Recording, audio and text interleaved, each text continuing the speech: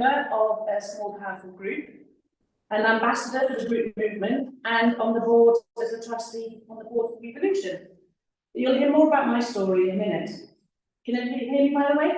Yeah. So just before I go on, I just want to tell everyone that the toilets are out by reception when you first came in. Okay? Because apparently nobody knows, and Sarah's favourite, you know.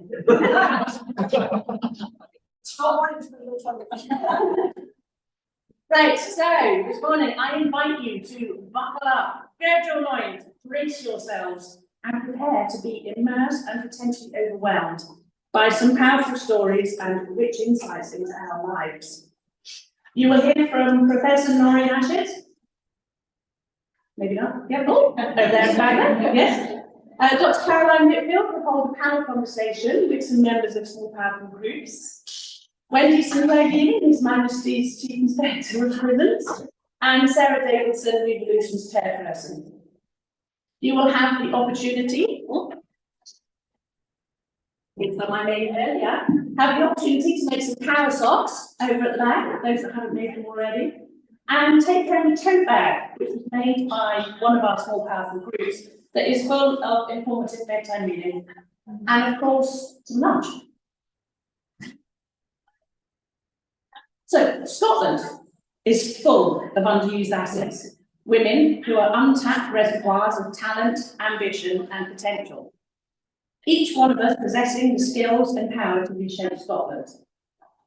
Unfortunately, amidst these women, there lies a subset, often overlooked, the unseen ones, the women not so well educated, the women living in the schemes, the women in prison, the women surviving in the shadows of their abuser, the women that are unpaid carers, the women with multiple health issues, the marginalised women that are looked down upon or ignored, the women living on the periphery of life.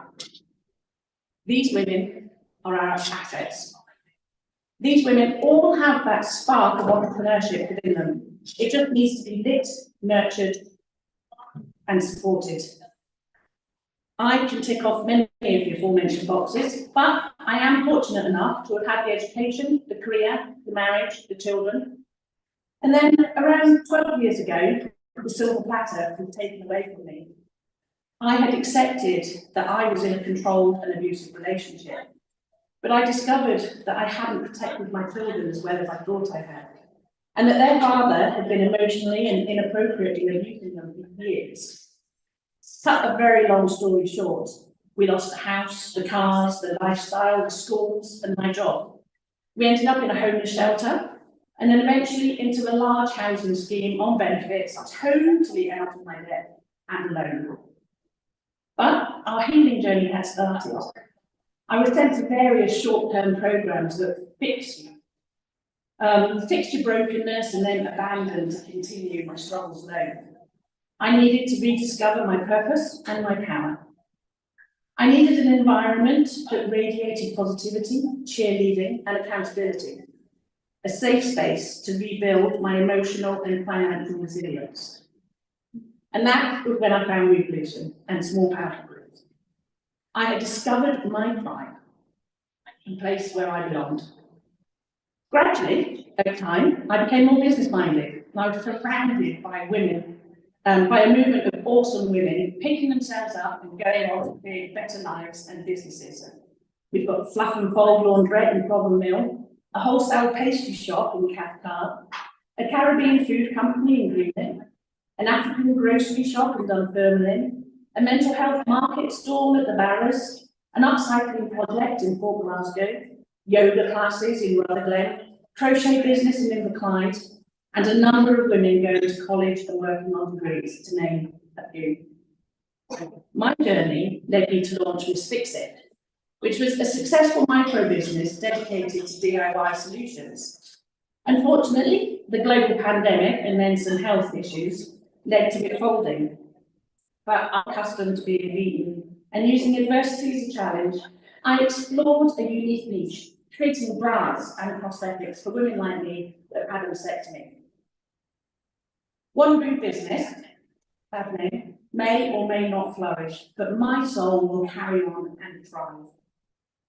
Alongside supporting women to accept and love their changed bodies, I also use my varied life experiences to champion, empower, and enable women to recognise and hone their gifts and their skills.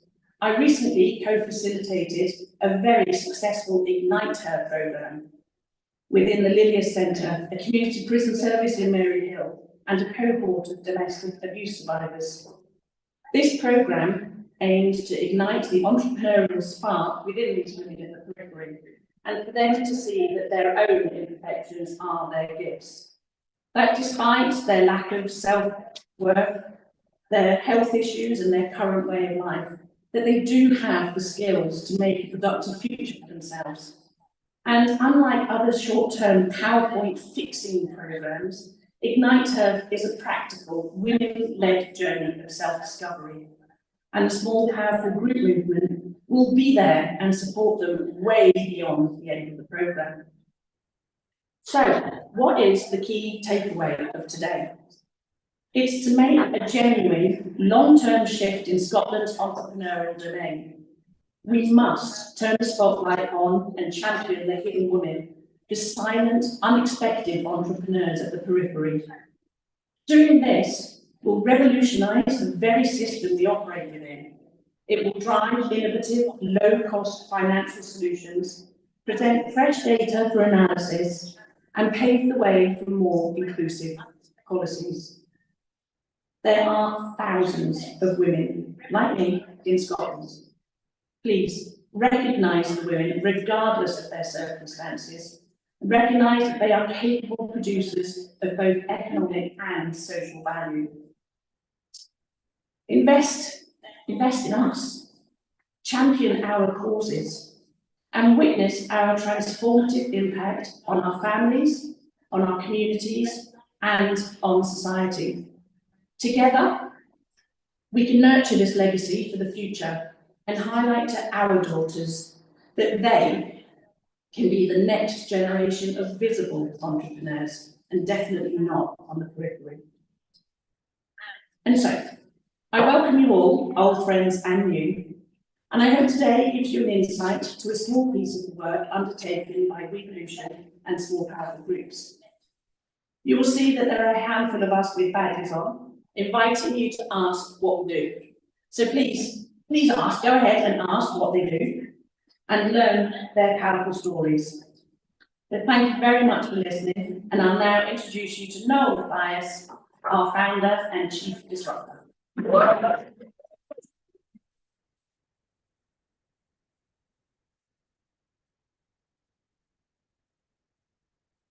morning. Karen is so annoyingly inspirational. It's a hard act to follow. I have a friend of mine who followed an inspirational speaker once and then said to me later that his speech was also very moving. But by the time he had finished, most people had moved out. Initially, my presentation was entitled, "Why are we so good at what we do?" And my little team said, "That sounds a tad egotistical. Stick to why we're so different." So I've got a fair few reasons about why we're so different.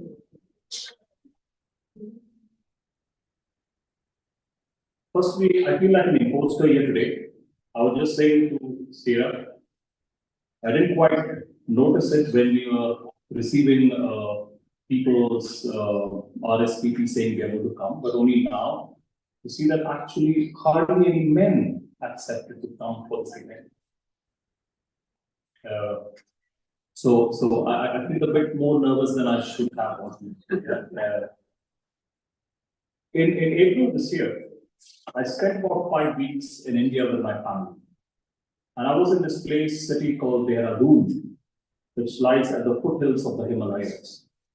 And one day we were walking, it's very crowded but colorful market. People jostling with each other, motorbikes parked on both sides of the streets, and just, you can well imagine the chaos and the capital. And in the midst of that crowd, I saw this man with his left arm amputated, sitting on the street with an electronic weighing scale. He was selling his service weighing scale for the equivalent of 5 pence.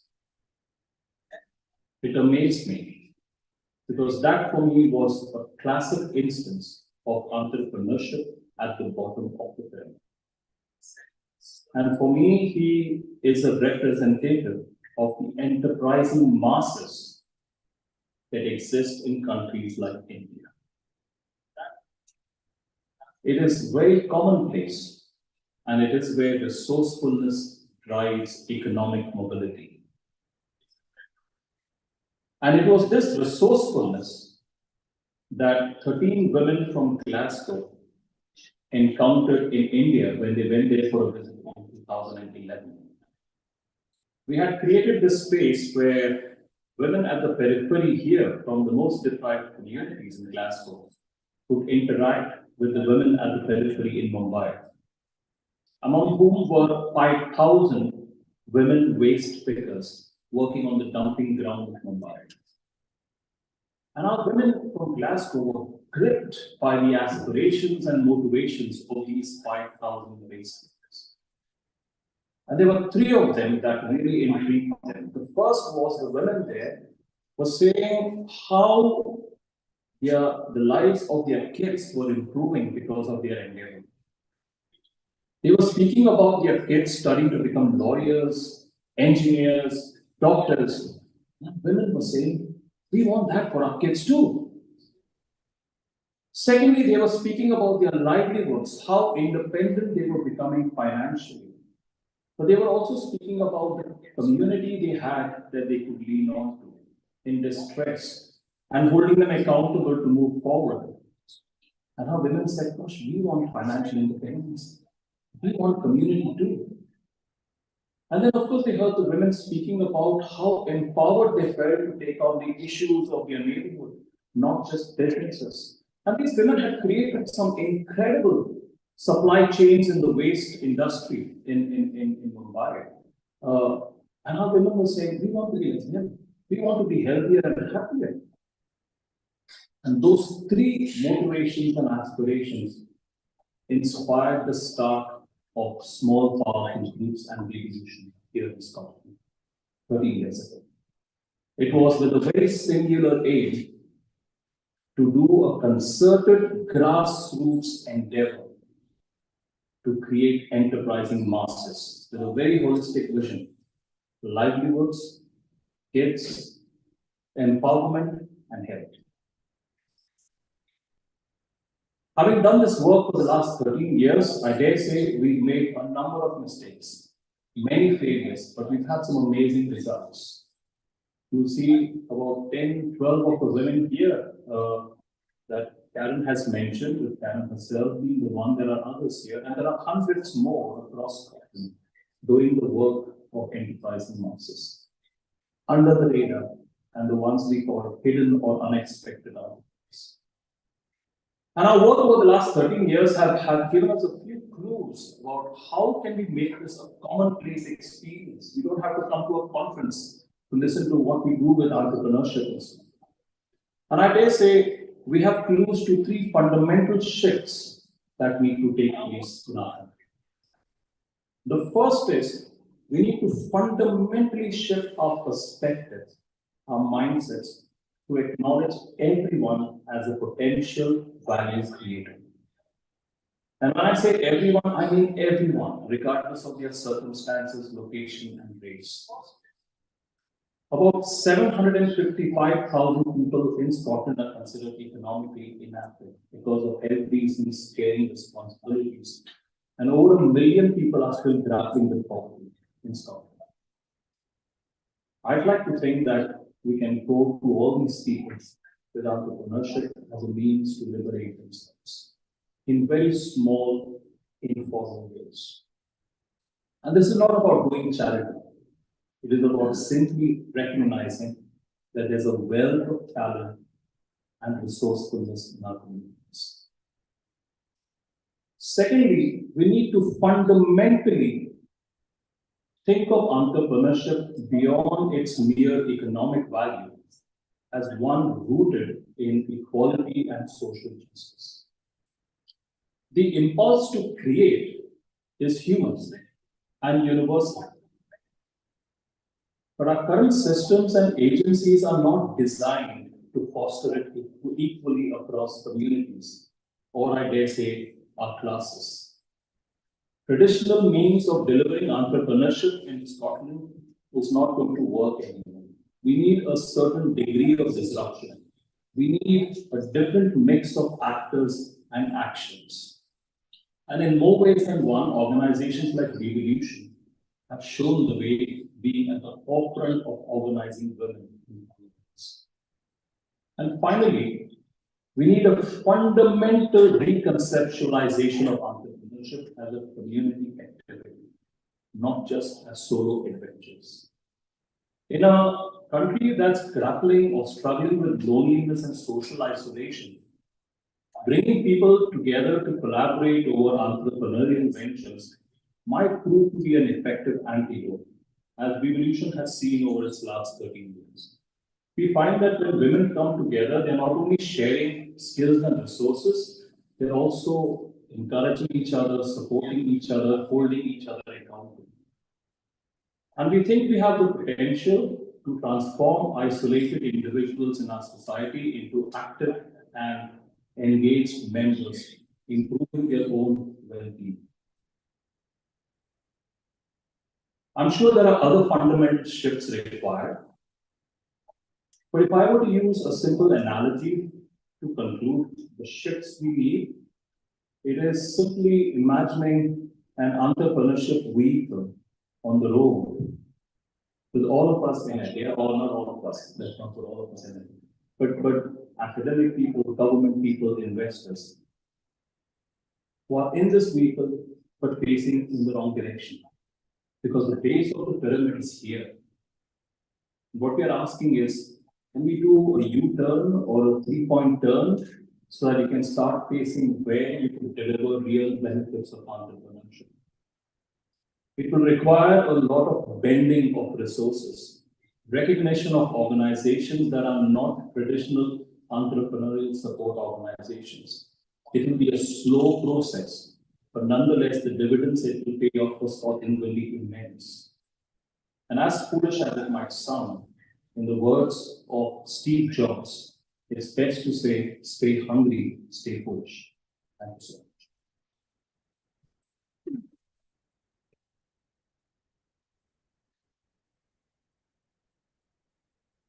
Thank you so much for that, Noel. And I just want to add my welcome to that of Noel and Karen to the House this morning. I'm the chair of trustees at Revolution, and I'm very excited about today, and I always am when I spend time with women working with company movement.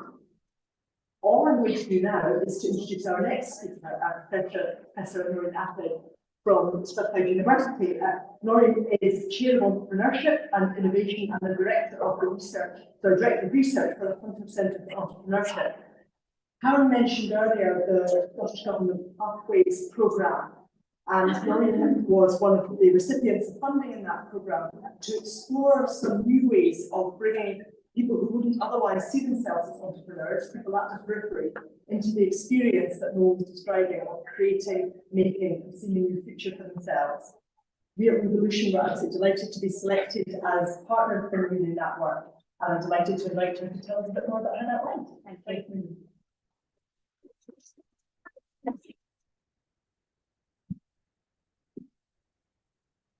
You can tell I'm an academic. I've got slides and notes. So thank you very much for having me and hosting me. As Sarah mentioned, so I'm based at Hunter Centre of Entrepreneurship, and the wider project we undertook was enabling the forgotten women in Scotland, potential entrepreneurs for the future. I'm going to just give a quick apology. I have to scoot away at 12:15. I have my favourite person sports day today.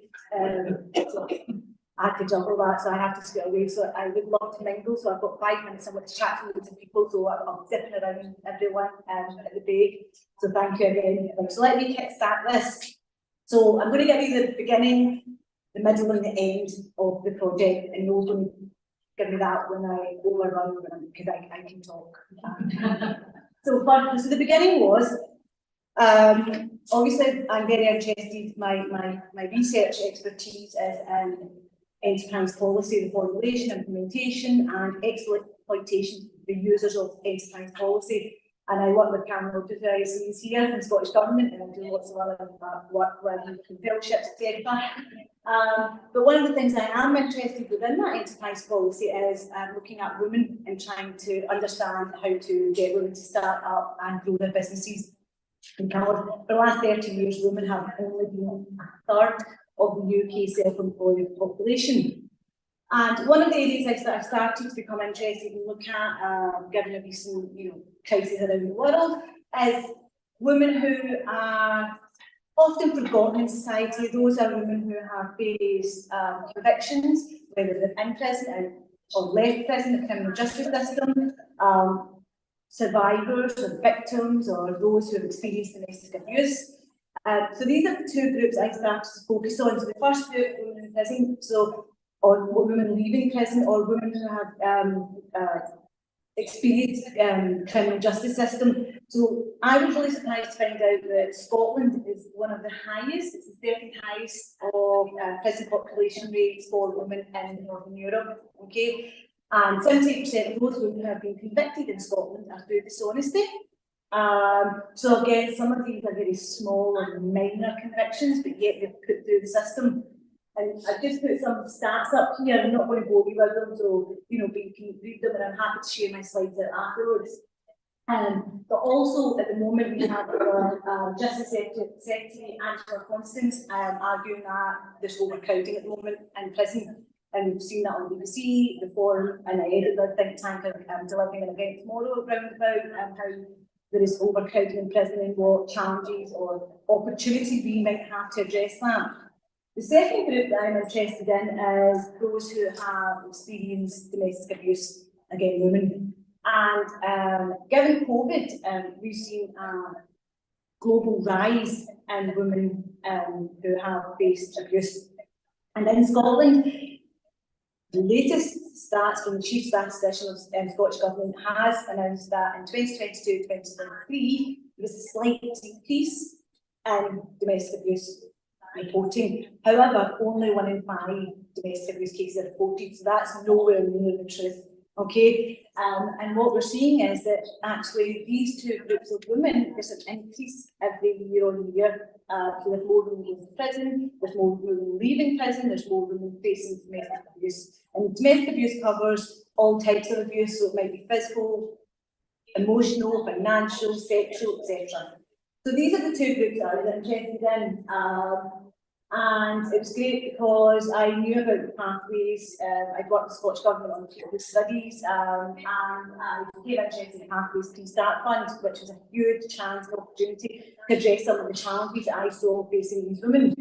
And this was where the Anna Stewart's report was released, and then after the release of the report, there was a fund that was available, and within that fund, we applied for the fund to address, to see if we could address how to try and help women reintegrate back into society, the economy. But basically, there's two aims to the project. One was to reintegrate them back into communities and the economy, and that was by using an entrepreneurship as a lens. And the aim was to educate men and support them within this challenging context. Okay, there's no way that we're saying, or I was saying, that all problems are going to be solved if they can learn a little about entrepreneurship or have an entrepreneurial mindset. There's a whole host of aims behind that, building confidence, empowering, teaching life skills, etc. So it was encompassed, it's a very holistic approach. Okay, so given that, I had no idea where to go. I'm an academic, I'm boring, okay, I can't deliver. So I knew that the solution I had used the best practice case study for one of my previous reports.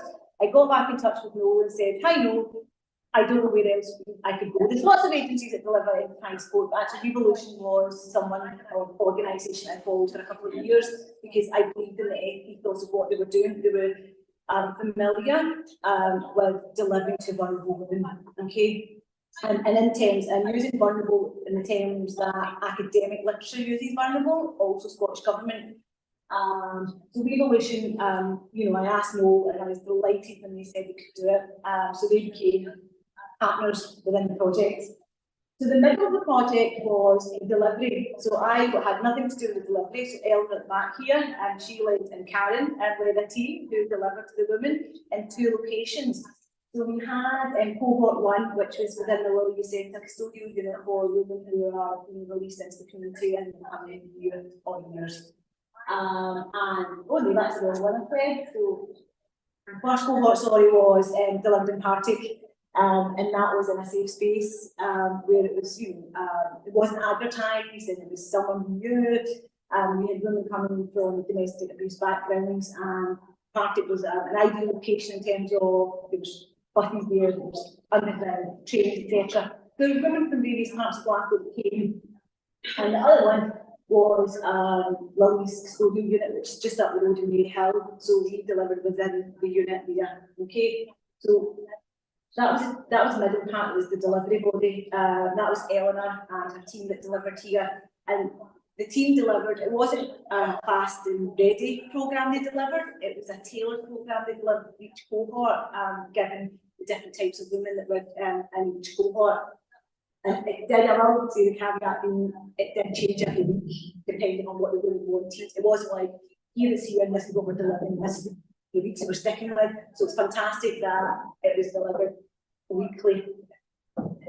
So as an academic, we had to obviously make sure that there was robust evaluation undertaken. So I have Stephanie at the back where Stephanie gives a wave. She was my delightful research assistant who supported me in the data collection.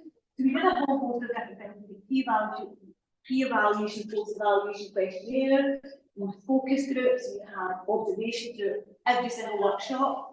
And we had individual interviews after the workshops. There was a whole host of information collected. So we wanted to make sure that it was explicit, rigorous and transparent. Okay.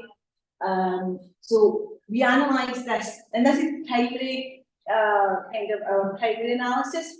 We re-analysed everything during the summer. So the key findings so far within the report so we had 2 separate kind of analyses that we did. One was for the observations and one was for the interviews. The observations for the both groups, the dynamics were very different. What we found was that within Partick, so when we had the women come in Partick cohort 1, they were friends from day 1. They were strangers, but they became friends day 1.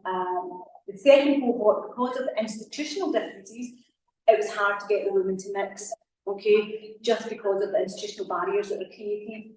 Consent, I mean, again, that plays on to contextual restrictions. So, for example, in Lily Centre, we didn't have access to the internet technology, so there was things that we couldn't support or work with within that.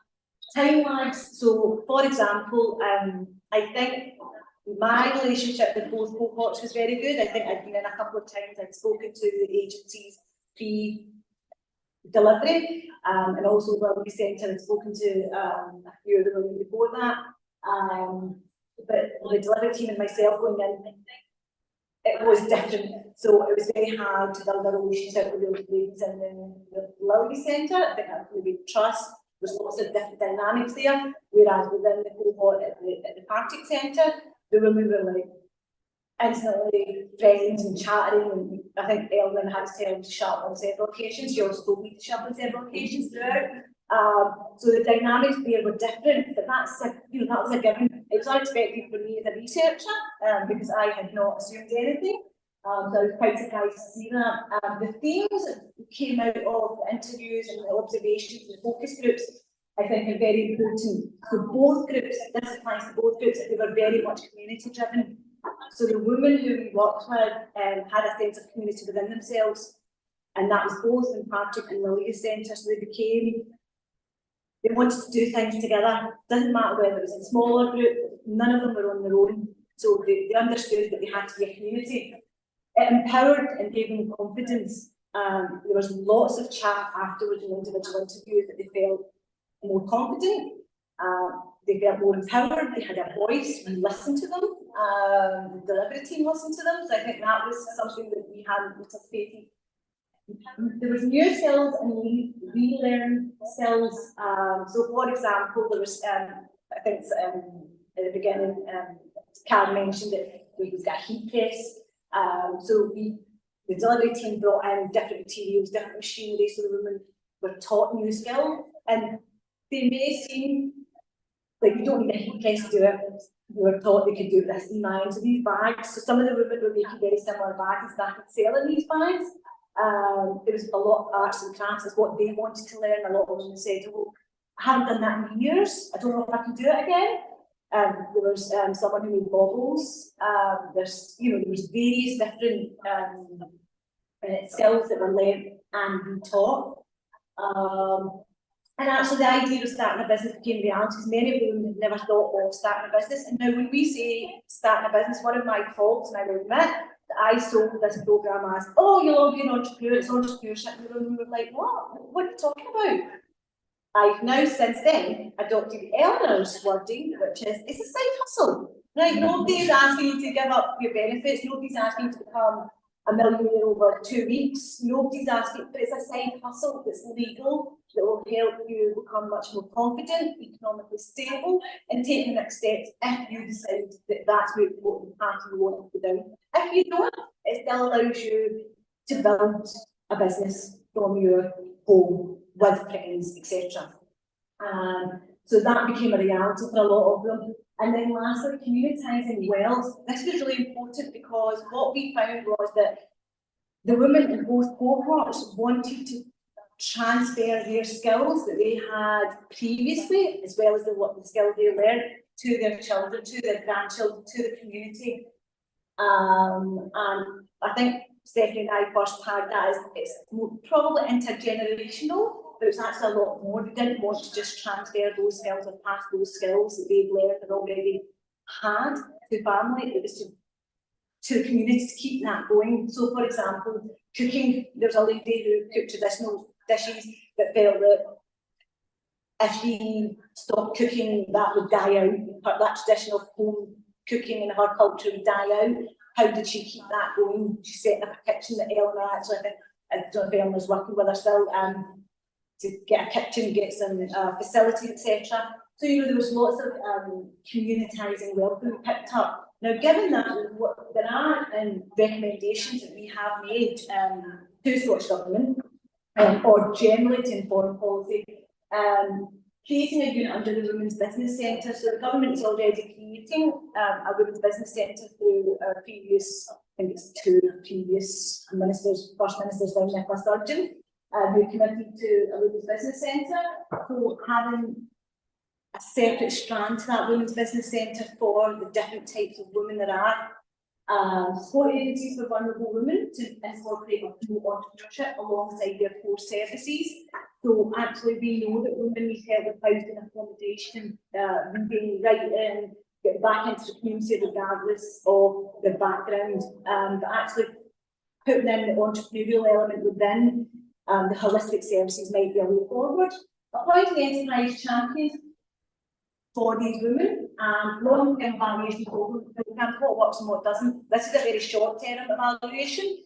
It could have been that we just got lucky and we got a great group of women that decided they wanted to do this. So, it might have been luck, it might have been serendipity, it might have been the delivery team. So we would have to run this again in a longer-term evaluation and track and understand whether it does or doesn't work. At the moment, it does work.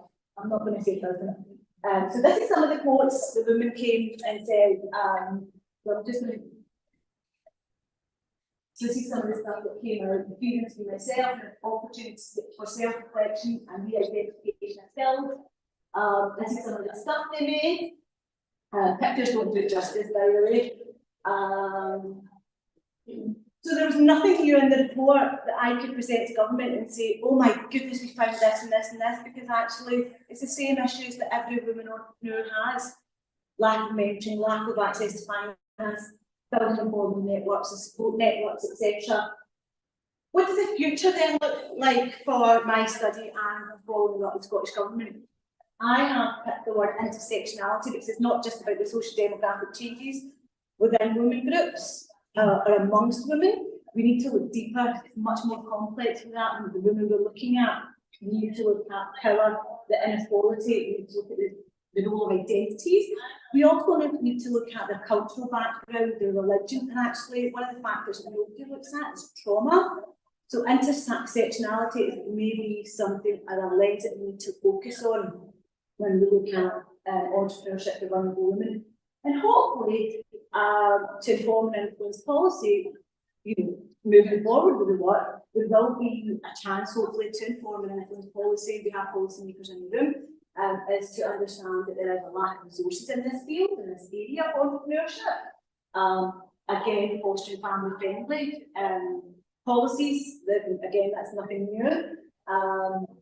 The education element, the entrepreneurial education element, communities and communitising that well, working within themselves and within the wider community.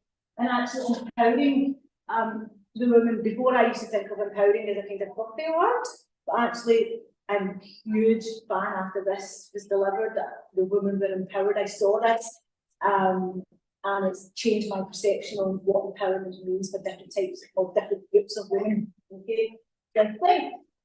I know that was a very, very quick run through. The full report is online. I think we will have online and it's on the university website, or I can send you a copy. But that's where I'm going to finish up and hand back to Noel. So if there's any questions, feel free or catch me at the end or email me. So if you want to just start singing or something.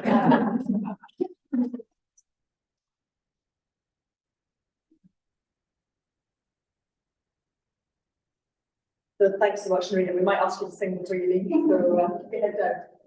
I was really struck by that last slide that you had up before the end there, because actually those bullet points, what is needed for women to succeed in entrepreneurship, could be a set of bullet points about what Revolution has set out to deliver over the last 12 years. So thanks so much for that. So I'm just here in introduction mode again. We're now going to have a panel conversation and hear from some of the women who have been involved in the work of Revolution. So the panel is going to have Shavana, Emma, Timmy and Gabby, so invite them to come up in a minute. And I'm particularly going to hand over to the chair of that panel, who is one of my fellow trustees at Revolution, Dr. Caroline Whitfield.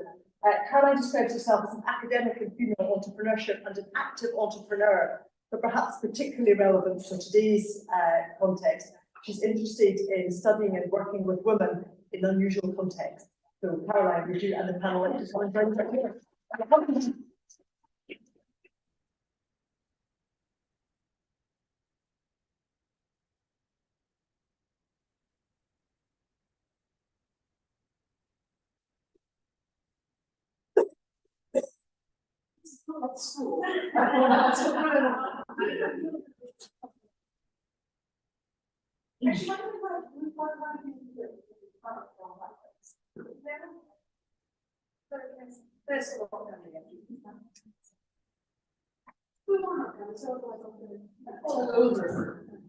So, the purpose of this session is to really bring the report alive. Because what you've heard is a story of many, many women, and for example, a very amazing story of Karen. So what I want us to do at this session is actually just hear the voices of people who are doing this for themselves, understand their journey, and perhaps have some questions for them as well. And let's see if we can also come up with some other insights about women's experience in this. So what I'm going to do is just ask everyone to say, we're going to talk very briefly about what it is that you're doing, so that we get a sense of context. Women, start off. Hello everyone, my name is Tammy. I am from Nigeria. I moved to Scotland February 2021, and I'm proud to say that I owned the first African Caribbean store, grocery store in Dunfermline Park. Thank you.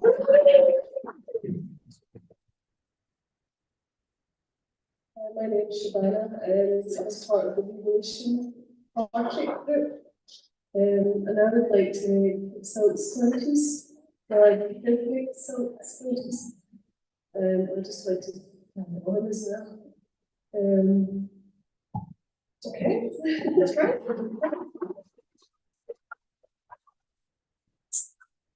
Good morning, so my name is Emma and I'm part of the group that's at the Lilius Custody Centre. So we met the group as to how to get out of custody and hopefully set up your own business. So that's where I'm at. Yes, my name's Gabby, and I've run a non-profit for mental health self-care items and grappling techniques. How do you get a bit into what the motivations are for everybody, where people come from, etc.? So I know a little bit about the background, but maybe we can just say, what's the driver to give this a go? What is you got the mic on? Who give it a start yourself? That's where I get the whole thing. So for me, the main drive for starting it was I have physical and mental health challenges that meant standard employment for me was not going to work. And also found that I needed to have something to be passionate about in work. So I found through evolution and through field organisations that the better way that was going to work for me was starting my own non-profit in mental health. And that kind of was the driving force for getting mental health marketplace going. That's very good. And so you've got a complete alignment between your own interests and what you're doing for other people. Yes, I found that makes a massive difference, and it helps whenever things get tough, because there are challenges in running your own business. It helps if it's something that you feel in your heart and your soul is so important to you. It really gives it kind of a bit of backbone on days when things are tough. It gives you a reason to keep going forward. And can I just ask you, is there anything that was really a challenge for you? Because as you say, you've got your personal challenges as well as your business challenges. Was there anything unexpected? The only unexpected challenge I think for myself was getting to grips with my own sort of physical health challenges and kind of finding ways around that and still being able to provide a service while still taking care of myself as well. Getting that balance. Yeah. Fantastic. What is the drive for you? I know you gave a little bit of content, but you still step forward in this place. Yeah. So what was the thing that you maybe think, I've got this in front of myself? I think when you've been through a custody journey and what have you, inevitably there are labels, but there's also a point where actually you don't want to go over a situation, you've already done so much explaining on the journey, but actually now setting up on your own and actually not having to kind of rehash everything is really important for me. And Eleanor and her team came in and just kind of gave the inspiration to the fact that, okay, this is who you have been, this is the trauma that you've been through, but actually who are you, who do you want to be moving forward? And that's, I think, what's really important. And have you found that? Have you found another part of yourself that you feel is more your future self in this process? Yeah, absolutely. We're already looking to start a business as soon as we come out. We've been in touch with the team and with Alison as well with the business plan side of things. Obviously, we'll be hurdles with that, but we are making progress. But the fact that you've done this and so you're separate, in a way, other people who have all the access, like in terms of you've got internet, you've got this, you've got advisors, you've got people back. And that you have so many impediments or lack of resources that others do. How do you compensate for them? What was the thing that you found helped you move things forward and you didn't have the same accessibility? So we're incredibly lucky at the Release Centre. So I say we have the group that came in for 8 weeks. We also have to go through a process to get community access and what have you, in which case I'm going to be in contact with Alison and the group help with that. The team as well that we have at the Ministry of Your House and dedicated personal officers, again, that can make the contact and they do WP, all those kind of people that can enable the fact that we're leaving with the best foot forward, if you like, and trying to overcome as many challenges as we can whilst we're at that centre. Fantastic. You think that is this one, there we go. So how did this speak? Just a little bit about where your inspiration is from, perhaps a little bit of the context of that. With me, I was raising a family, and then I was a mom and a wife, and I wanted to be Shabana again.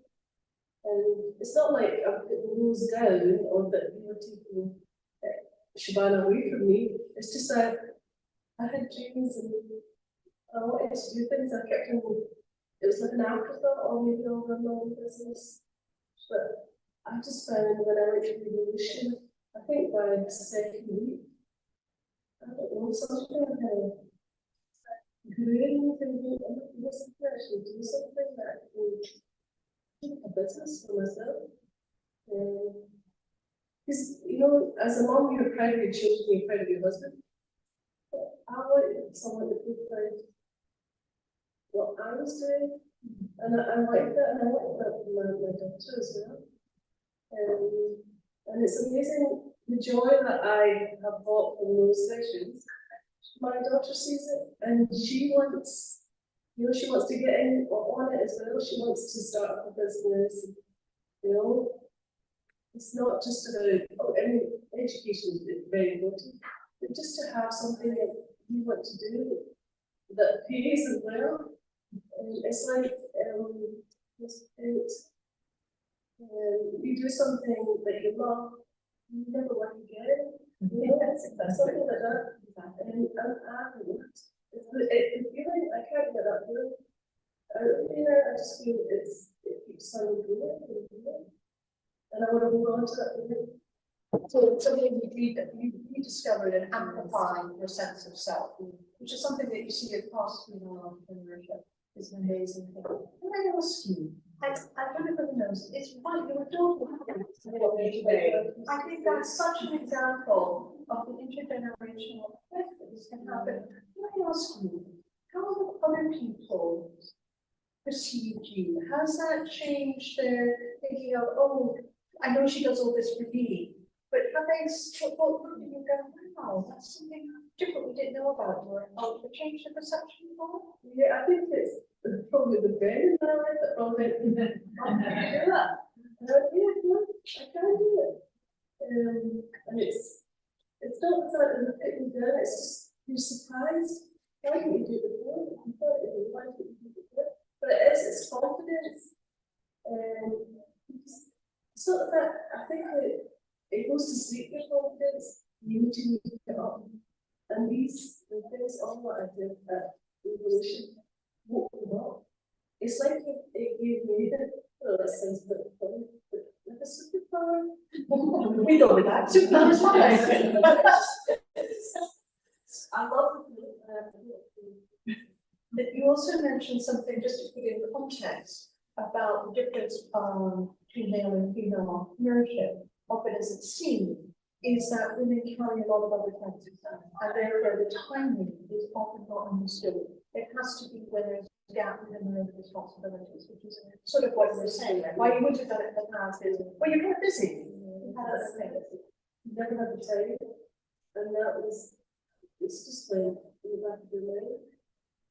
One day I'll do it, you know, having a fun, I'll do it then, when I'm a bit older, but this is my time, and I will do that. And just before we move on, has the choices in life, including entrepreneurship, for your children expanded? I see yours expand. Do they look and go, ah, she's doing more than I thought, I can do more than I thought? Or is that too much of a stretch? I think it's definitely my daughter. My two sons, one's probably thinking, well, I could do a job, but I need to do something else as well. It has, I think it's done it more for my daughter. Maybe because she sees a different side of me than just a mom. She sees just a mom. Won't really work. But she sees an extra side of it. She sees Shabana. That's very moving, yes. And then builds on the research report as well about the books where we were saying about communitization of wealth, and bringing and sharing to the next generation. Can we ask your perspective as well on it? You know, that's an amazing journey from coming and setting it all up. But what was the big motivation for you? Okay, I can talk about my journey if I don't go back to my roots. I've always been a business person ever since I got into university. I was far back as 2012. So maybe I took after my dad because he's always been energetic about businesses and all of that. Well, one thing for sure is I'm the 7th. And I remember going to school, my dad gave me weekly pocket money, and I didn't take that money. okay, initially I'll take that money, go to the market, buy some jewelries, underwears, and send to school. And then I turned that money over and over, and I stopped collecting. Not that I kept on collecting money from my dad, but I dropped it from my mom. So I was more like fending for myself without their knowledge. So it grew with me, and I try to encourage people as well to, just do something, just do something. I was just doing it for fun, to be honest. And then it grew. I had a farm before we moved here. I had a farm for 3 years, and then I had to sell everything because my husband was coming for his master's degree here, and I had to sell everything and move over. Before I got here, people were asking me, "Oh, Dr. do you work 9 to 5, that you're not used to working 9 to 5. I work 9 to 5, but I will not spend more than a year in that company. That was me. So I knew it was going to be an issue for me moving down here, but I was like, whatever, I'm starting over. So when I moved here, someone asked me if I was going to open an African store if I relocated. I said, no, it's oversaturated, everything. But when I got here, I realized there was no African Caribbean store in the whole of France. And I'm like, wait a minute, this is a business right there. A gap that someone needs to bridge. So I started doing my research from the get-go, which was when I found Evolution, because I love freebies. Not really. So I knew that I could get lots from those groups, and I can't even count the number of webinars I attended on, free webinars to be honest, on other platforms. And I remember when the first meeting I had at the Evolution, I was so motivated and I said, yes, this is it, I'm going for it and I'll do it. And then I was torn between just doing it as a side also or going for it all out. I remember when I met with Alison, my first meeting with her, I knew I wasn't ready. She knew I wasn't ready. But I was determined to go for it, and I did. And I think the second meeting I had with her, she knew she could not hold me back. I was ready, and I put in a lot of work, things that I would ordinarily just lay back on, because I knew the vision I had in my head, and I just wanted to go for it, all out, without bias, and I did, and I'm glad I did. And you have a wonderful, you've now filled the gap in 5, right? You actually Yes. now into and given you were clearly very clear vision, clear drive, fantastic support, I imagine as well to give it a go. What were any particular challenges to that you thought, okay, you clearly got through them all, but what were some of the biggest ones that you'd be useful to share here? Okay, it's a foreign land. And the rules are completely different from where I'm coming from. So I had to navigate that, just be careful of the licenses. It was as bad as getting approval to put my sign post. It was that bad. I didn't get that approval until a day before I left. So, but I didn't see that as a setback. I just saw it as a learning curve. I just need to flow with the system, right? Rather than see it as a challenge, I actually saw it as a learning curve for me. Like, okay, so I can actually empower whoever wants to start a business. I can put them through, so they won't have to go through this process. But however, another challenge that I had setting up a business was family. I always tell people, you are only aware of how big your dream is if you tell people they can't imagine how big it is. They will tend to limit it to their own expectation. And that was the mistake I made. I preached that, but I fell into that trap. And I almost let go of this business because people became to my trend. They thought I was overdoing it. I'm just 3 years in Scotland. And I'm not just saying I want to start from my carport. I'm not saying I want to start from my home. We know how to get a store, not just an ordinary store on the high street. So that was like an exaggerated training for people. So. If I can contextualize, what you're saying is also something that's found across research and entrepreneurs, that, for example, if women are going to get capital from a bank, it seemed to reduce their risk, do something smaller, whereas men would say, do something bigger. You can mitigate your risk by going bigger. So unfortunately, what you're saying echoes a lot of what others have done. So incredibly well done of ignoring that and to say, go all out. One last question before we move it over. You all the webinars and all the sessions and all the interactions you had with Evolution. Is there anything that stands out to you as a particular bit of advice or insight? You go, that's really made a difference to your particular journey. Okay, so I'll have to go into the group thing now. So with Evolution, we are sectioned in groups, and it's quite amazing how important the being in a group is, because I remember when I had the setback, I went to my group members and I told them what the challenge I was, and I had diverse perspectives on the issue, and I was able to have an open mind. I wasn't alone in the journey. I wasn't alone, and that made me have a rethink of going back to the process, starting over, going back to the drawing board and starting over. So, another one. Well, can we just pick up this point on you, because if everyone is not entirely familiar with Evolution, it really does offer this context in which people flourish. And I want to start with you, Gabby, and ask you, sorry, can I do that? Oh, you've got it, you're on it, okay. Just to ask you about how it was for you to develop what you developed with others, like with a peer group around you, rather than necessarily going out on your own. Because the traditional way of thinking of entrepreneurship, someone goes off with an idea, does it themselves, and then ta-da! Whereas you're working, and everyone here is working in content.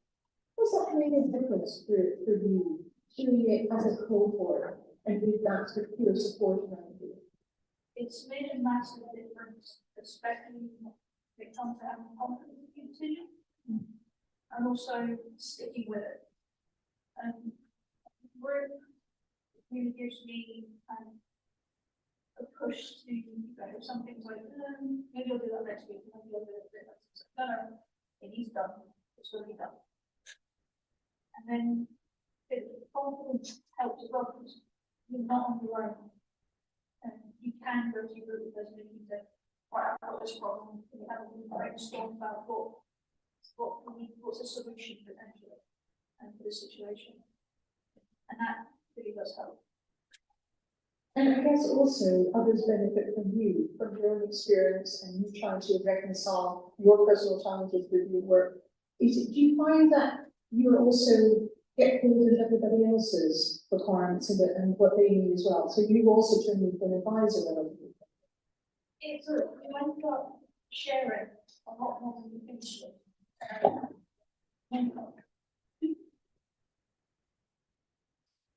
and you end up home.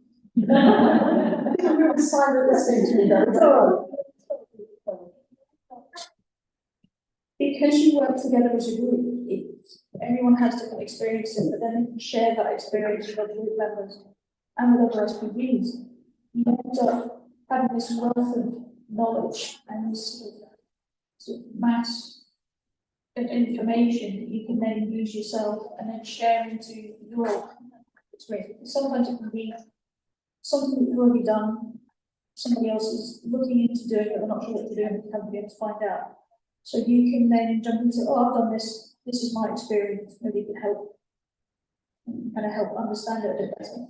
You're pooling your expertise in a way with it. And on that, do you find that you keep going back to that group? So if you're impressed, you're keeping in contact, mutually supporting each other, even sometime after you started?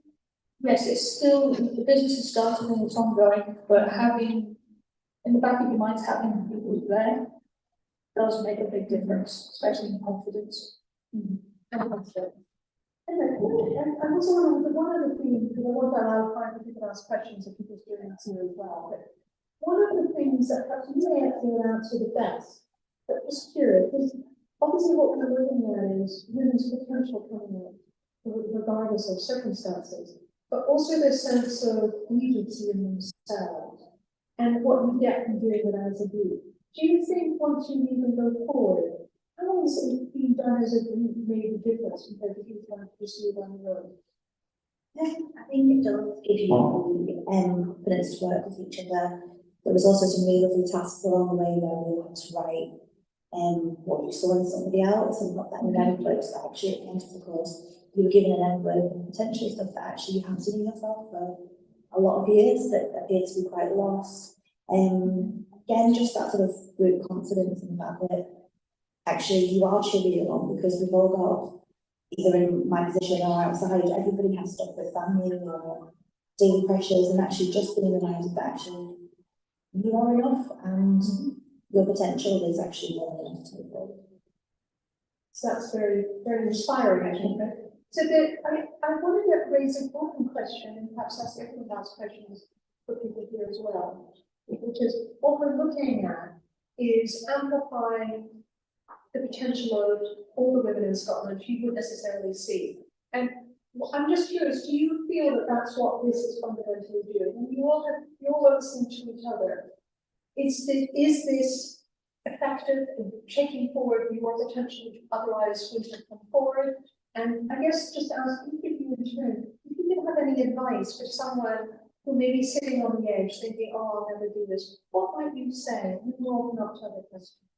Well, then, what would you say to people? Like, yes, I'm picking up what you said, and you are enough is a great start point, but in practical terms, what might you do? What I would say is that just do it. The only person stopping you from achieving your goal, your dream, is you. Your doubts, your words, your imagination in your head. It's you.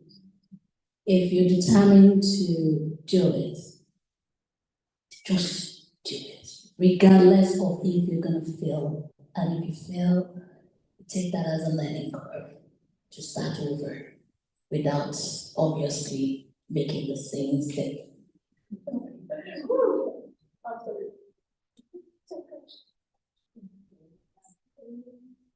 Yeah, I think self-sabotage comes into it as well. You don't want to do it. But seeing you in a group, it was accountability as well. Does it dim that voice in your head? It does. And then that gives you the strength to do it. So you really just do it. So would you say that doing it in this sort of peer group is something you recommend to people to keep their momentum going and their confidence and, as you say, dull that voice in the back of your head? It does. You also the confidence, and you do get how to like cheer and applaud you. You need that confidence. Because when they see something in you, if that inspired, it starts to happen. And it gets improved, it gets bigger and better. Why not? Absolutely.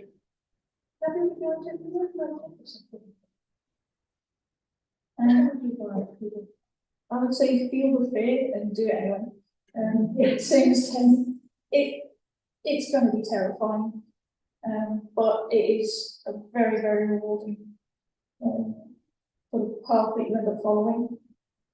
And use the support that's there.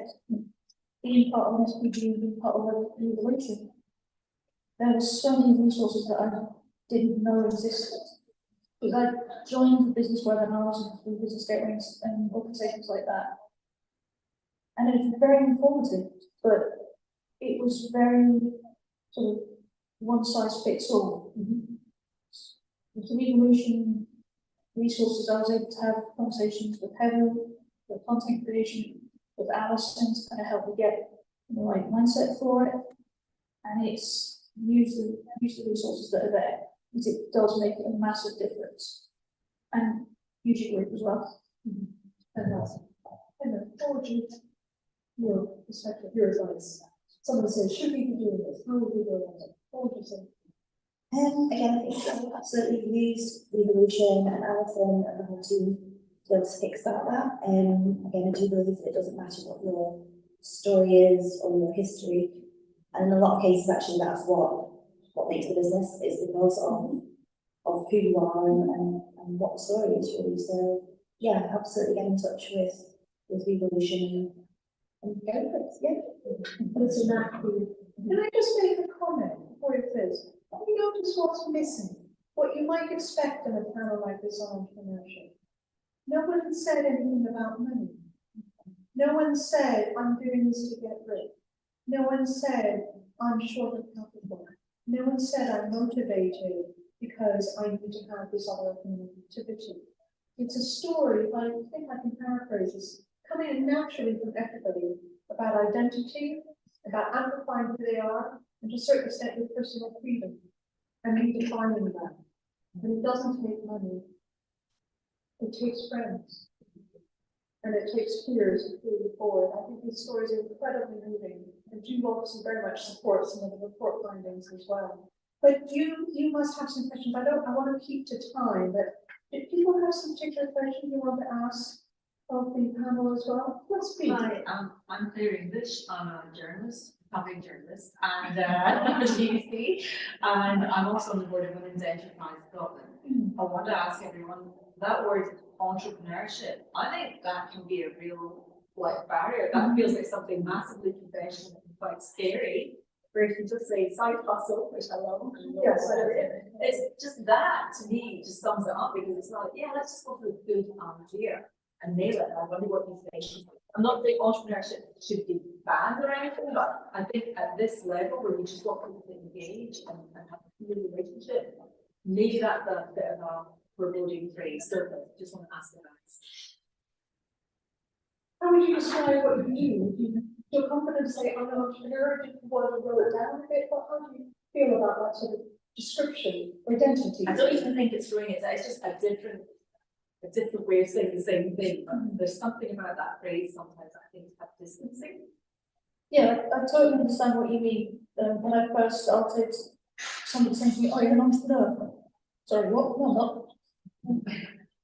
And it takes quite a while to feel comfortable in that definition, but it also does give a goal as well. As scary as it is, and it comes across as a very threatening word, I think it also does give hope of, oh, well, I can do that. And it also does take other people telling you, that, no, the way you've done that, right, you want to do that.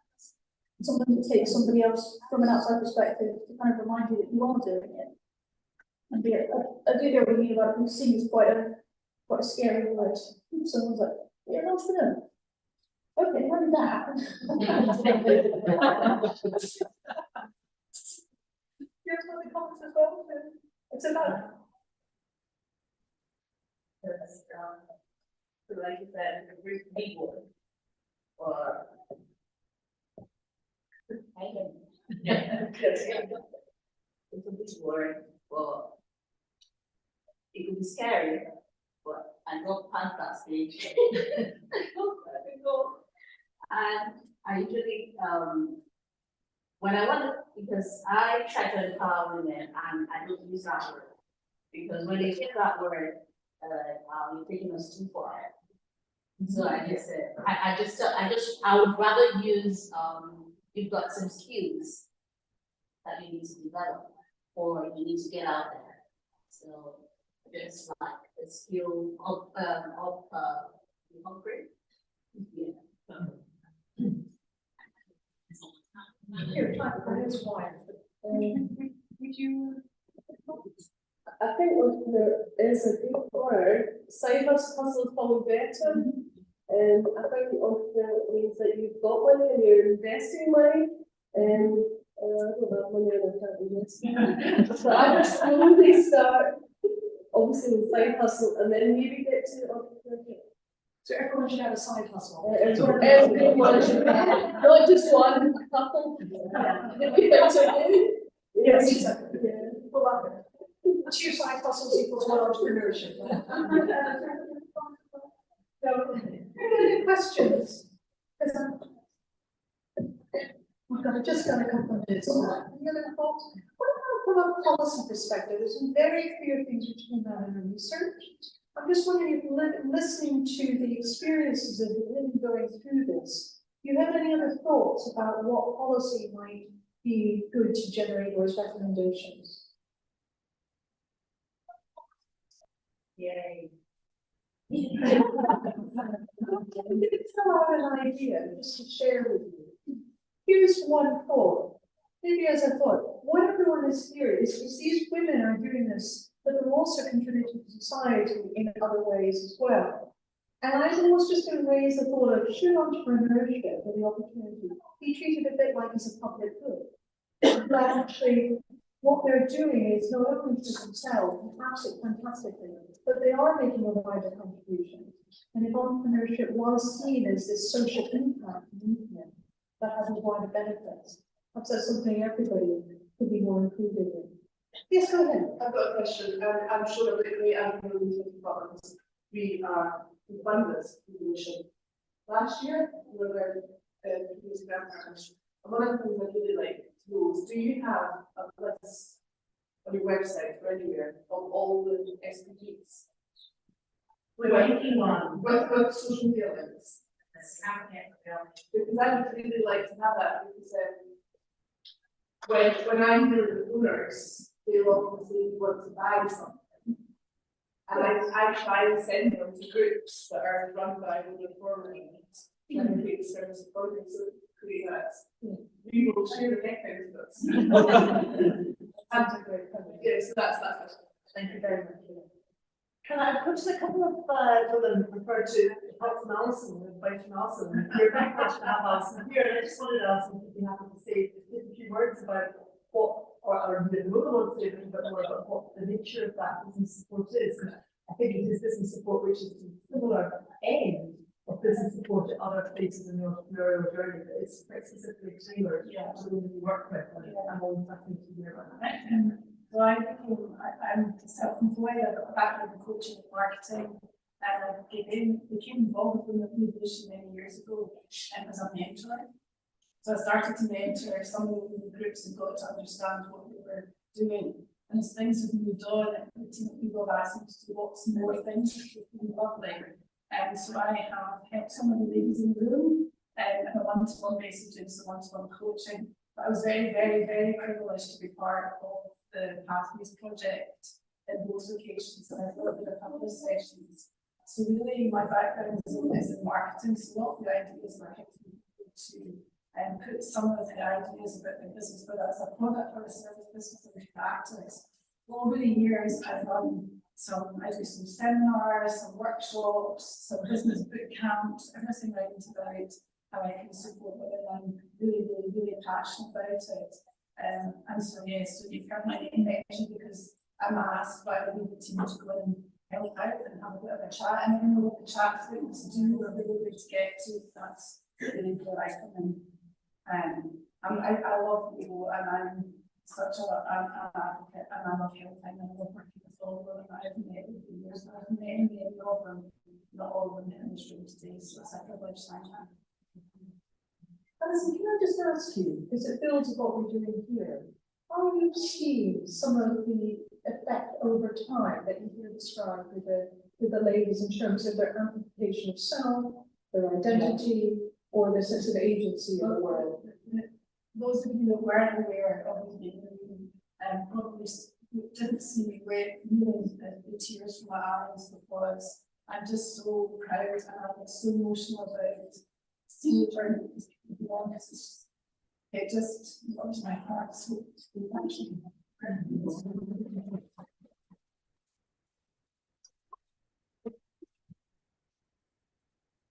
think if there's no other questions, we can probably move forward to the next part. I want to thank, this is not easy.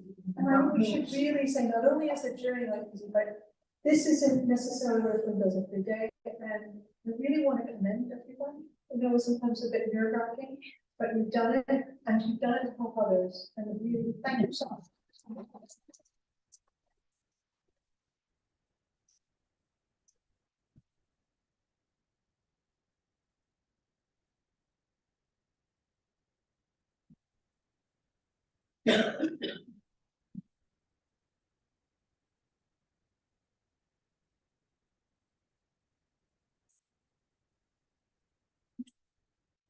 Well, thank you, Caroline, and thank you to all the women who shared their experiences with us.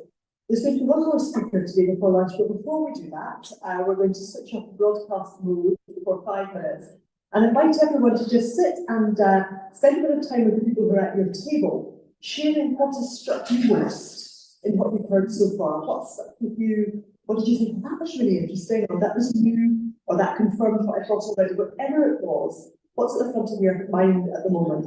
Just take 5 minutes, and after we've heard from our next speaker, who I'll introduce shortly, there'll be an opportunity for you to share those thoughts with each other before we finish. So at the moment, get to introduce yourselves if you haven't done so already, and share what's on your mind.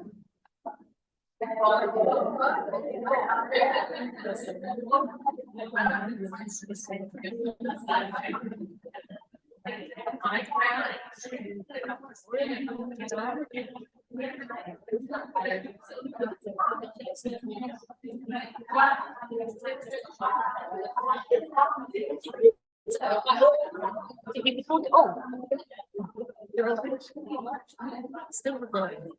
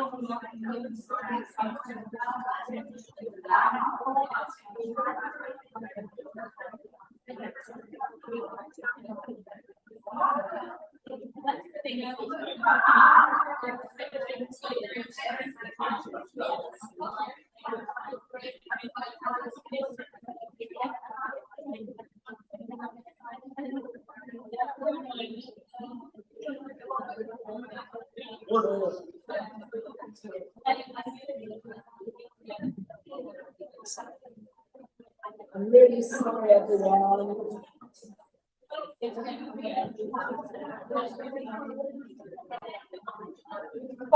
Go, I say.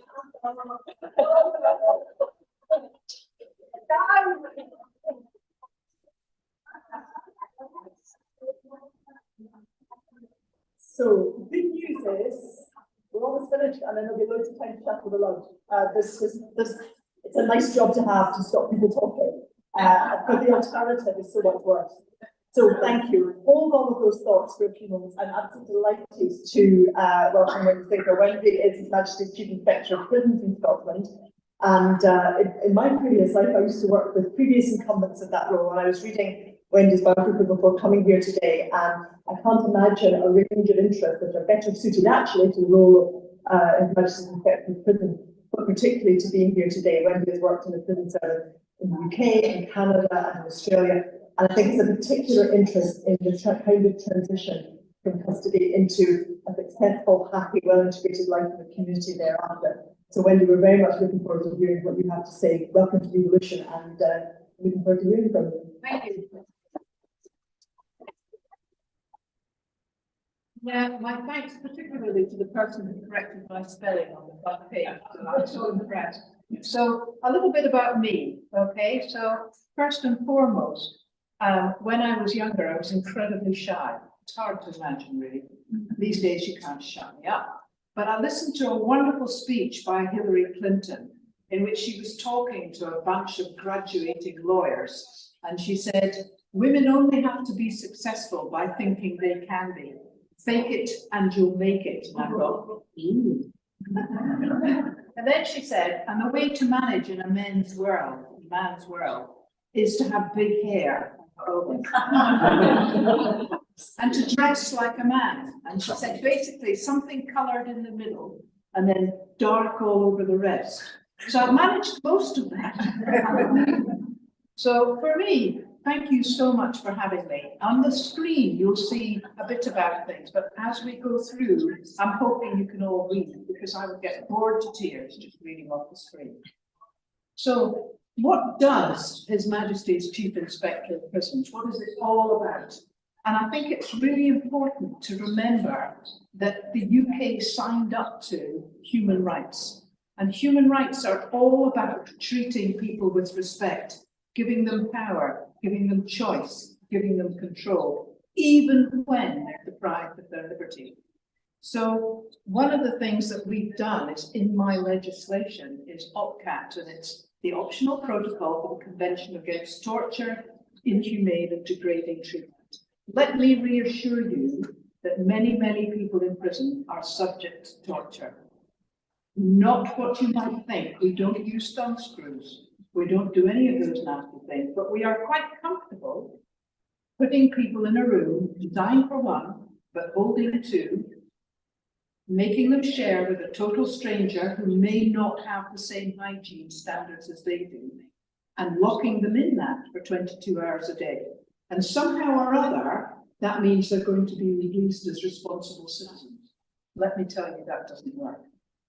But when I went to Lilias and I saw what you were doing with Evolution, it was inspirational. That is what makes a difference. That's what turns people's lives around, not just locking them up and ignoring them.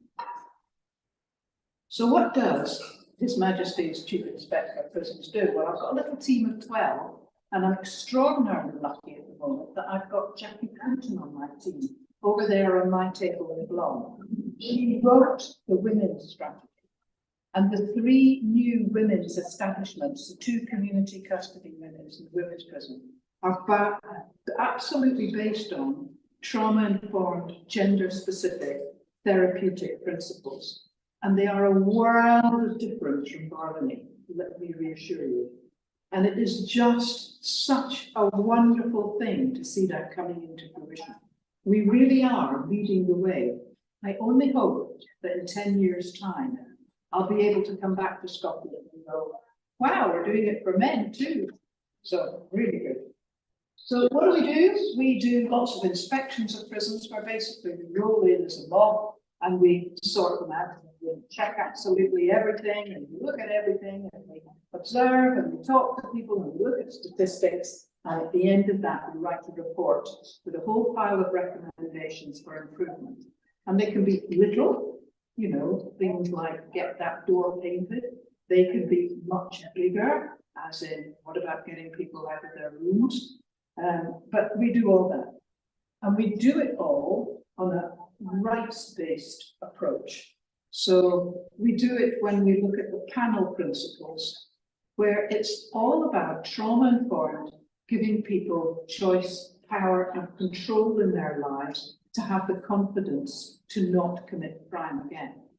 So when we look at a prison, or we look at a court custody unit, or we do a thematic review, everything we do is based on human rights principles. Participation, accountability, whose fault is it, non-discrimination, empowerment, a really big thing.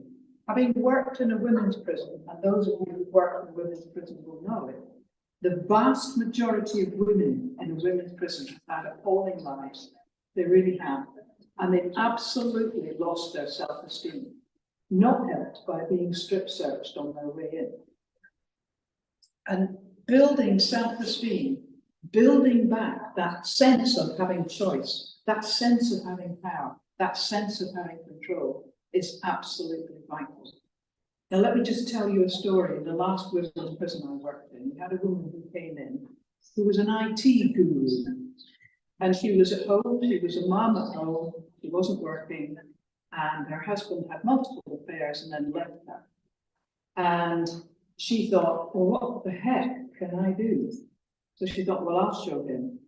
So he had all sorts of things, and with her IT skills, she upped his direct debit from £12.50 a month for his gas bill, long time ago, up to £1,250 a month.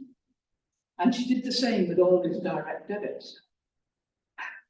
And when she was found out and told she was charged, she thought, well, I may as well do something big.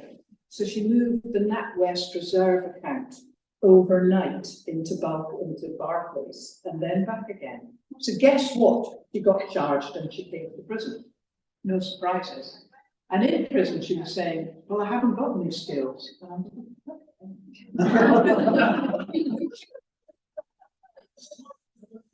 What do you mean you haven't got any skills? And she said, well, I'm a single mom, there's no qualifications, and my husband's probably going to go for custody. What am I going to do?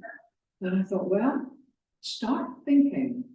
By the time she left prison, she had been offered 17 jobs with major banks and eventually went to work at Chase Manhattan, where, to my delight, she worked for Wyatt Earp's great-granddaughter. What was she doing?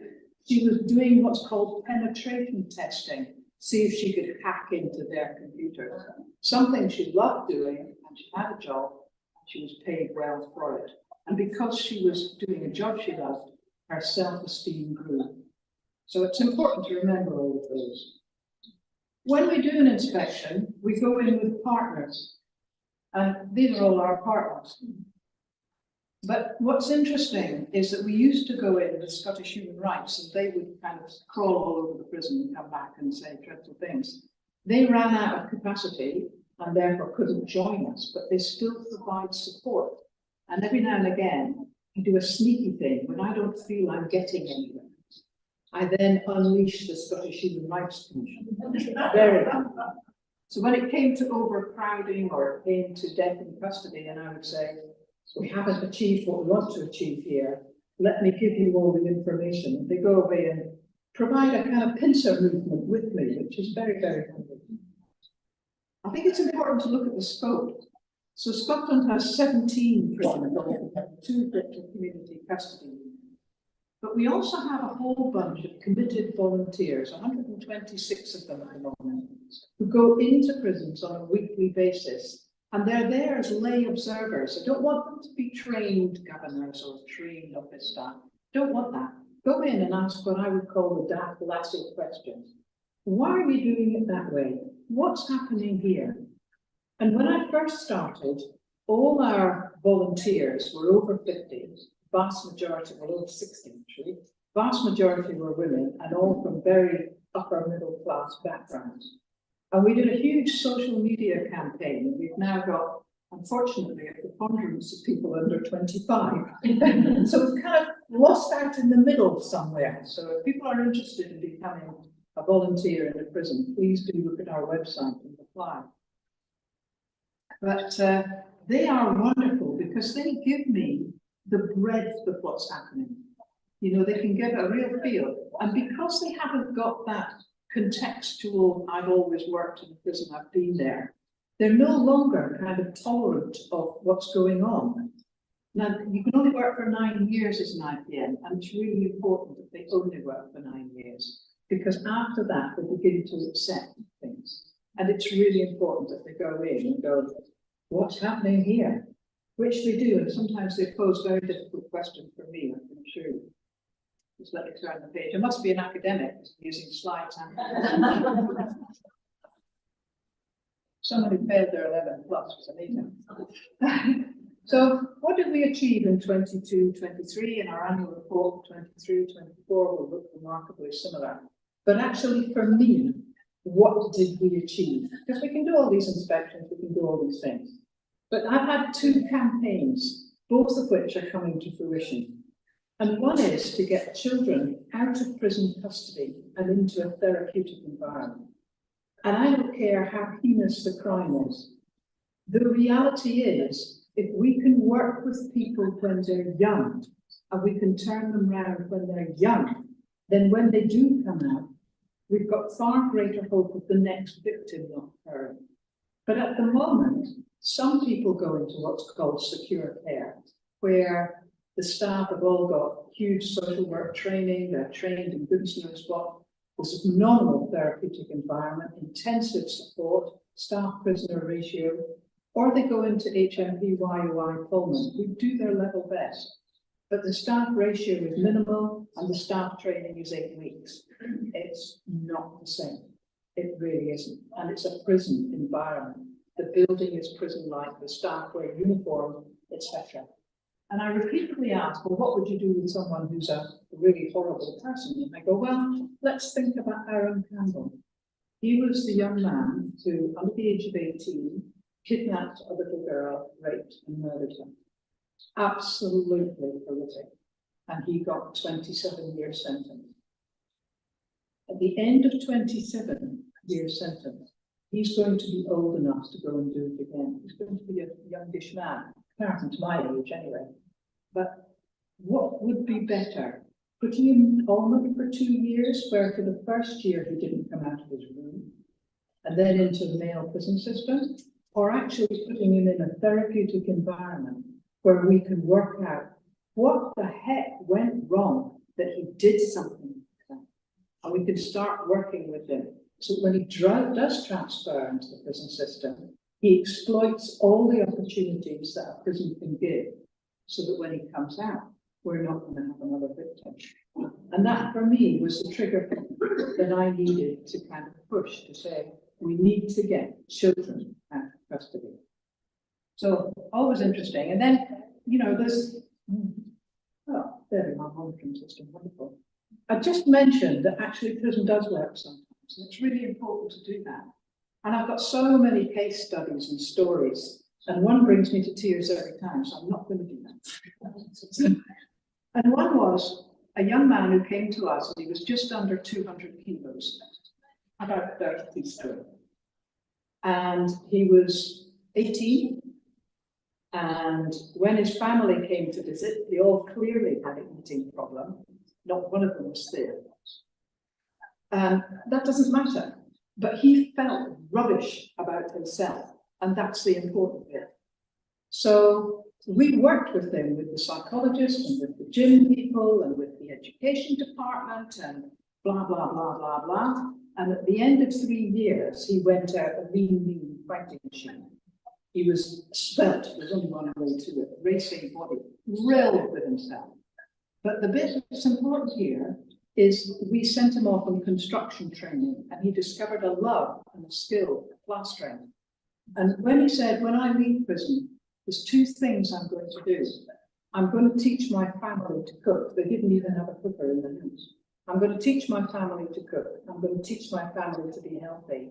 And I'm going to start my own business as a plasterer. I don't want to work for anybody else. And, you know, coming out of prison, to think that you're going to start your own business as a plasterer. Well, a year later, he had 20 people working for him, all ex-offenders. And the first person he employed was his dad. And when I went out to meet him, I said, could you come back into the prison and talk about what you've done? And I was stunned because his dad was also slim. And his brothers and sisters were definitely much slimmer. And it was that ripple effect of he had turned a corner, he had got self-confidence, and his family was getting self-confidence. And so, as women, we tend to, as wives, mothers, daughters, give other people self-confidence. But actually, Shabana's story really hit home for me. I remember being a wife, a mother, a daughter, a sister, and feeling shy and inadequate. And then I've made it. There's no question I've been a success. But I did that because somebody believed in me and because that somebody was me. So, prison system, always interesting. What am I about to leave in August? And what are my concerns about the prison system? I have a number of concerns. One is the appalling way we treat remand prisoners. They're innocent until proven guilty, but you wouldn't know it in a prison. Their conditions are largely worse than convicted prisoners. I'm looking at Emma, who's been guilty. I haven't done anything. But access to health, it's supposed to be run on the principle of equivalence. Well, the healthcare system, as we know, is struggling for staff. They are really struggling. And in prison, you cannot have a principle of equivalence.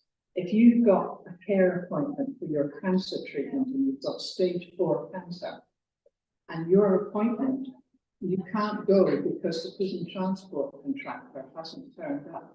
If you're at home, you can get a friend, a taxi, a bus, you can apologize. If you're in prison, you just don't go. And unless the prison turns itself around and takes you, which is exactly what's been happening. But that means that in order to take you, they're going to have to take staff away from employment, from looking after you, to take someone to the hospital. That's the way it is. And therefore, it's not under the principle of equivalence. It's simply not working. So, numerous concerns over the last year. But it's always important in my job to provide balance and what gives hope. And there's a lot that gives hope. There's a quick picture of Lilius on there, because I thought the women's custody units, and thank you, Jackie, are fantastic. They lead the way. They are really based on what I would call compassionate principles. We see a growth in recovery pathways. An awful lot of people come in with substance use problems, alcohol and drugs. And in reality, you know, the recovery cafes are making a difference, and I see that growth in the prison service. It's becoming trauma-informed. Staff are getting trained in trauma-informed principles. I've had to train my staff, much against their will. But he was like, why do we need to do that? We are that. And I'm like, just do the training. So we managed to get discharge grants for under 18s, because if you were under 18, you weren't entitled to a discharge grant. And so you had people returning home, and we had 2 people returning from home from Parliament on the same day, which is where it came up from. So they were both returning to WIP. They were both put up in the hotel overnight. They were both given travel warrant. They were both given packed lunches. One was given £58, the other was given nothing. Wait a minute, you know. So that's all sorted. And the Scottish Prison Service, when I explained that to them, said, we're not funded for that, but we'll do it anyway. And that, for me, is what gives me hope. You've got 2 new prisons, so HMP Highland and HMP Glasgow, Barlinnie also. And I won't stand back from that. It is just awful. It's an old Victorian prison with plaster dust, and it's got a massive problems with water tables. If the water table comes up, no matter how clean they keep it, rats come up. And when I went walking around the prison late one night, I had a little family of rats following me. I thought, well, it's kind of cute, pets as therapy, something, whatever. But, you know, we did it. I think looking at some of the innovations that governments have brought in, working with Green King in Perth and Aberdeen, Grampian, to do employment, Green King, and do the training and the employment in what they do, and then employ people straight from there into their hubs and restaurants. Fantastic. Looking at what Barlinnie's done with the community hub, rather than having a few workshops, 1,400 men, enough space in the workshops, employment and education for 400. Now we'll have community hubs. You can go down, you can get books, you can listen to the radio, you can take part in radio training, you can talk to self-help groups, you can play pool. It's just wonderful, much, much, much better. And I love that. And then a big one for me is a shift to pain-free use of force. Sometimes we have to use force in a prison. And the idea that we're moving forward to something that's pain-free is fantastic. And of course, my personal thing, stopping strip searching, known as body searching. For those of you who've never been in prison, what happens when you go in is you have to strip naked in front of total strangers. It is one of the most degrading and re-traumatizing issues ever. And it happens, well, it was happening every time you went in or out, and after visits, and when you had a cell search. And if there was any evidence at all that it was useful in preventing contraband or violence or self-harm, I would applaud it. But if there isn't any evidence, because it doesn't. So we have campaigned on that. And when we were in Grampian last week, the women there said, I didn't get strip searched when I had a cell search. I went, really? Oh, well done. Really wonderful. So my last one is another quick case study of how it can work. When I ran a prison in Australia, I looked at where people who don't have the kind of credibility can get jobs, barista training, for instance. But I also discovered that lots and lots of places in Western Australia, which is, you know, renowned for its construction and mining, employ people who are short-term workers. You know, they employ people who come across for 6 months, etc. So I went to see them all and said, instead of a total stranger that you know nothing about, how about I give you one of my prisoners in the last 3 months of their sentence? They'll come for the first week with a member of staff, and then for the remaining time, they'll work for you for free. We'll pay them, you know. It'd be nice if you paid them, but we'll pay them. And if they're reasonable, you give them a job. And it worked. We had lots and lots and lots of people placed into mining and construction and fishing, interestingly. But one young man came back to see me, and he'd been in and out of prison since he was 11. Various issues. Arrived with us with a massive drugs problem, but he got through it and went off on one of these construction courses and training. Absolutely loved it. Had a heavenly time. And a year after he'd worked for this place, he'd been promoted to shift supervisor or whatever. Absolutely loving it. He and his pals were going to go on holiday. And before they went, they researched where they were going, and they saw a program about an Indian orphanage for disabled children. And they thought, well, not only will we go on holiday, but we'll do it good as well. So they contacted them and said, we're construction engineers, we'll come out and we'll do any construction you want for a week.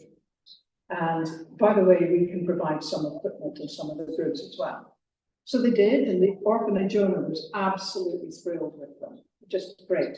And when they were leaving, he said, where are you going? And they said, we're going to go out, going to the beach for a week. And he went, oh, that's wonderful, I've never seen the sea.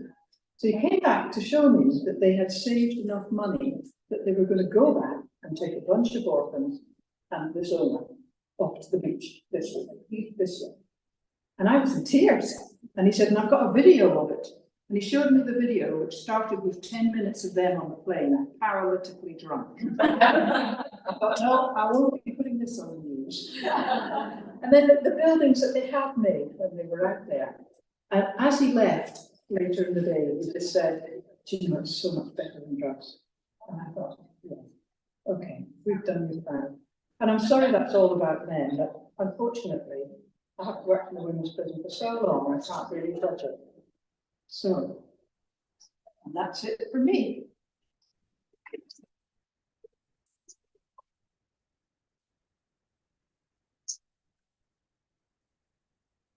Knowing you've got time, of course you can ask me any questions, but I've also put some questions up for you, because I think the important one is, does prison work? It's always an interesting one. And if it doesn't work, what alternatives could we use? Have a think about that. Give me something to talk about. And you're welcome to ask me any questions you like. No, good, great.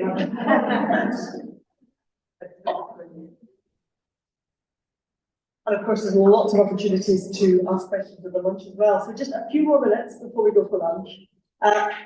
And what I'd like to do with that is to hear some of the voices in the room, maybe that we haven't heard so far, and just invite the tables to share one thing maybe that came up in that chat you had before we heard from Wendy, something that struck you. Let's start with Wendy. Who'd like to start? What did you say in the tables? I will land on you. Yes, I'm back there. I think it becomes a process of people being passionate about what they do. You know, when speaking become very animated. Absolutely. Yeah, you can really feel it, can't you? And actually everybody, you know, whether it's people who've been working in the system like Wendy or women starting their businesses, that passion absolutely comes across. Yeah. Well, yes. So we were very fortunate. And another lady who's in the room, and I think what I was interested in, and we've also done a pathway program, I was interested in how people found out that program. I think it's really hard to get to individuals who are facing challenges or who have limited confidence. And what was really interesting about this lady was that hers was a pure match to a yoga class where somebody said, I can see that you have potential, that they've had a motivation to kind of start moving forward. And I think it's something as an organisation that we need to look at, which is how do we get it is so difficult. You know, you work every day with individuals, both we work with men and women, you know, and I have people who say, oh, you're self-employed, you know, you're never just self-employed, be proud of what you do, you know, own it and you know, take that forward. But I think that was really lovely is that don't, as individuals, don't be afraid to say to somebody that they have potential or to encourage them, because we need to also put down. So it was really nice and lovely here. Just a chance, there's lots of yoga classes, but this particular lady, and in fact, the person I enjoyed, was I like to and I think that's so relevant, you know, it's encouraging people, you know, see what you have done as you to. It's such a gift, isn't it? Yeah. Thanks so much. Any other tables like to?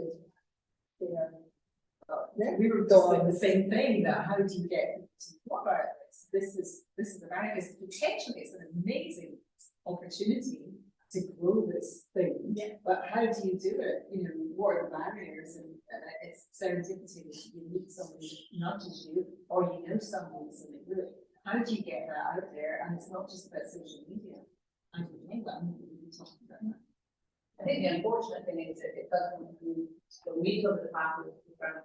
We actually had to get people out of the ground to try and find people. So we had to go out into the communities. We now have community advisors within the regions of people on sport who are actually out there. They're going to employability organisations, who help there, going to places where people actually don't, they don't think they have potential, and I think that the biggest challenge we have, which is something that I mean, happens great as a start point for providing economic activities, but there's not enough money to get into those. We spoke earlier on the panel about nobody mentioned money, and you're right, the starting business, we did mention the challenge of the starting business. Actually, one of the biggest challenges is having enough money for us as organisations, Evolution, all of these other organisations that are out there, to have the ability to be able to go out and find people to support them. It's such an important thing for all of us to be able to focus on that. Yes, and how to say that I would take a real discussion about using Georgia sort of groups. The groups so much more than what we talked about today. And somebody was saying that at university, there's a lot of people coming out of PhDs and things who don't have to help. Go off and they just go off towards their academic, route, and they think, oh no, I can't do that. This is not what I'm doing. So there's so many more than what we talked about today that I think they'll have to help us, and that this can be extremely significant to them as well. Any other specific? I think we reflected just how important the kind of non-governmental space was. I think just acknowledging, even for ourselves as an audience, how open and honest people were in sharing their experiences. And although everybody's journey is so different, there was a lot of commonalities which made them. Gabby at our table, just hearing how important that's been in the groups as well, is feeling quite safe and secure, and to be so honest about what's brought you there and how that impacts your journey as well. So when you're also spreading the word about the organisation, having role models like the Women University and the source is really, really important. I was lucky enough to have my mum as my role model, and that's what struck me about the that had a baby girl and her aspirations now because of what her mum's doing. I think we can't go about the importance of speaking to someone who's the same as you, who's been there and done it or is doing it, and that's really important when you're spreading the word, not just getting the information to an individual, but having somebody there that she can do it, I can do it. Really, really important. I think that's the whole aspect of mentoring. It's very much, I couldn't find it, but it was given such, but here it is. And I think the mentoring aspect, whether it's in your group or with one of the people from the university, life views, apart from the other support. I'll take one more comment that anyone's burning to say that they haven't heard or want to say. Yeah. I'll take 2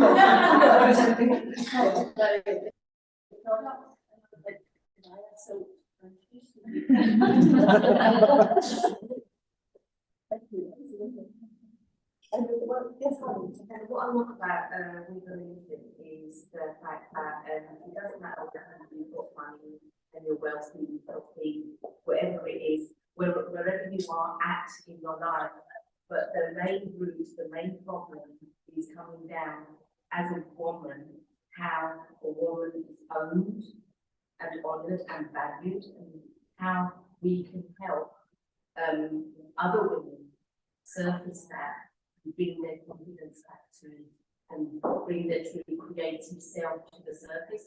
And that word creativity keeps coming in here, because what I'm hearing is everyone's, again, not mentioning the money, everyone's got their own true authentic self, creative self, and that's what's bringing the joy, and that's what's coming out and spreading the joy out to others. It's like an infection, Yeah. Well, Inspection of Joy, now we've got a fantastic concept to finish on. And we're just slightly over time, so I'm not going to say a great deal other than a couple of thank yous. But one of the things that I think has become clear, and we talked about it a bit on the table that I was at, is that, as it were, there's method in the madness.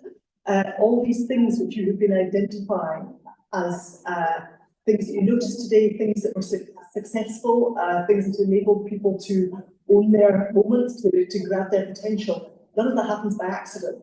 It happens because there is a really well thought through, well developed and brilliantly delivered model that sits in service of what we're trying to achieve here. And for me, the thing that first struck me about Revolution when I met Noel and the first group of women who went to India 12 years ago was that sense of something that was coming from below, was coming from the women, and was not being done to people. In my day job, as it were, when I'm not here, I run an organisation called Carnegie UK, which exists to promote well-being of people, collective well-being. And one of the things that we say is most important to understand about well-being is you can't do it to people. What you have to do is to support people to achieve their own well-being. And this morning for me has been an incredible, tangible example of that. And in your beautiful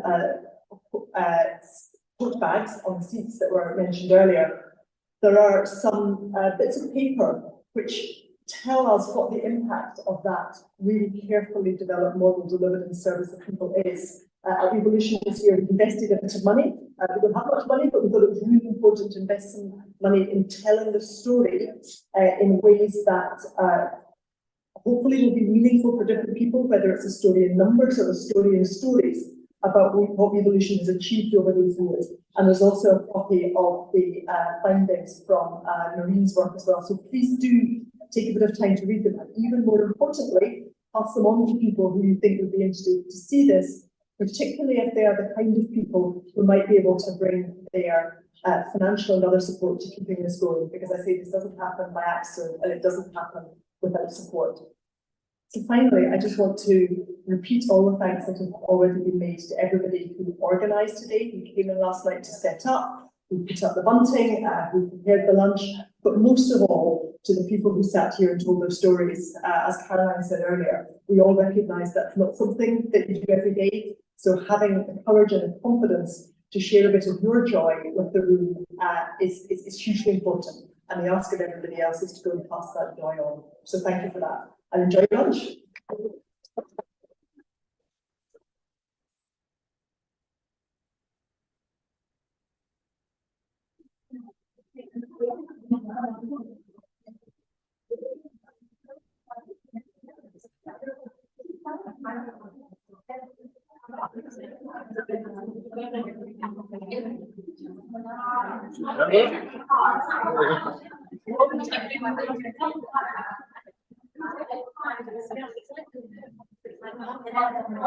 Yes.